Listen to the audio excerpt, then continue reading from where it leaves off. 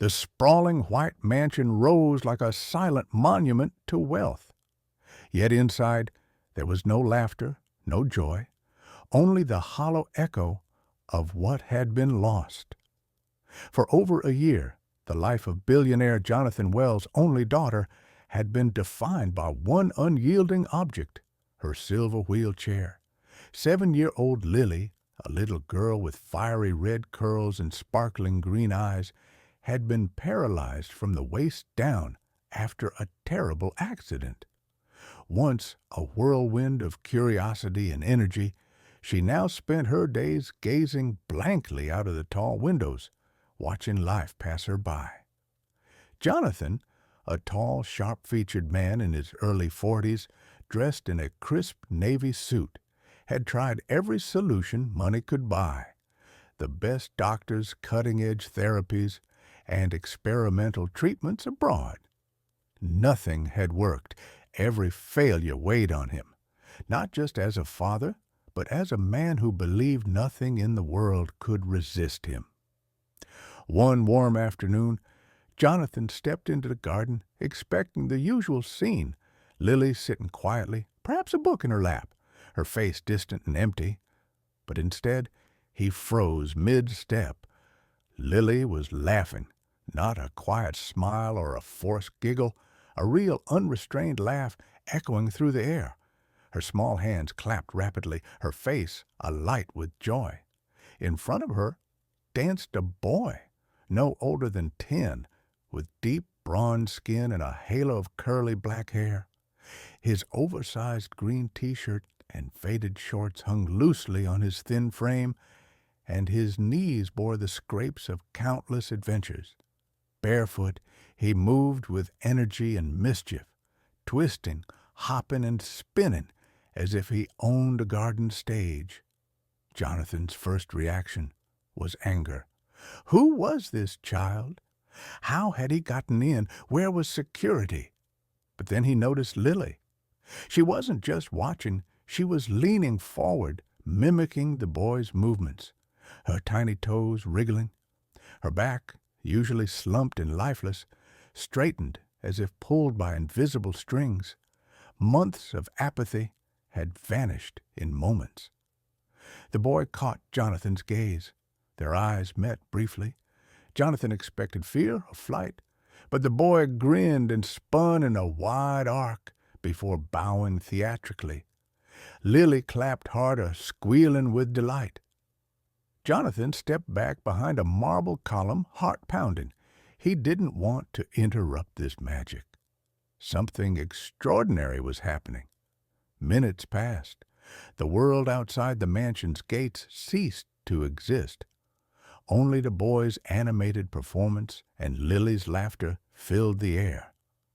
Jonathan watched, astonished, as his daughter's muscles subtly engaged, moving in rhythm with the boy's playful steps. For the first time in over a year, hope stirred in his chest, fragile, terrifying, but unmistakably alive. The following day, Jonathan didn't hide. Lily awaited the boy, standing her wheelchair towards the gate, anticipation lighting her face. As if summoned, he appeared, sneaking through the side hedge, bare feet silent on the grass. Dust clung to his clothes, but the smile never left his face. "Ready for the show?" he asked. "Yes!" Lily cheered, clapping. Jonathan stepped forward. The boy froze, eyes flicking nervously to the gate, then back to Lily. I didn't mean to," he began. Jonathan cut him off gently. "It's all right. I just want to talk." Lily's voice broke the moment, pleading, "Don't make him leave, Daddy. He makes me happy." Jonathan crouched to meet the boy's level. "What's your name?" "Sam," the boy whispered. "How old are you?" 10, I think." Sam's eyes flickered, avoiding the question. "Where do you live?" Jonathan asked gently. Sam hesitated. "Here and there. The bus station sometimes. The laundry room if no one's around." Jonathan's chest tightened, realizing the boy had nowhere safe. "Not anymore," he said softly. From now on, you live here. You'll have a room, food, clothes, and school. You're part of this family."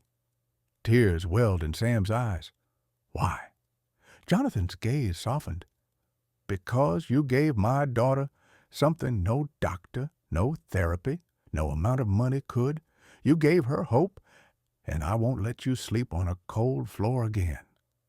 From that day, Sam came every afternoon, sometimes bringing scraps of food he found, sometimes just his unstoppable energy. He danced, told stories, made silly faces, and Lily followed as best she could, leaning forward, moving her arms, even spinning her wheelchair in small circles. The change was undeniable.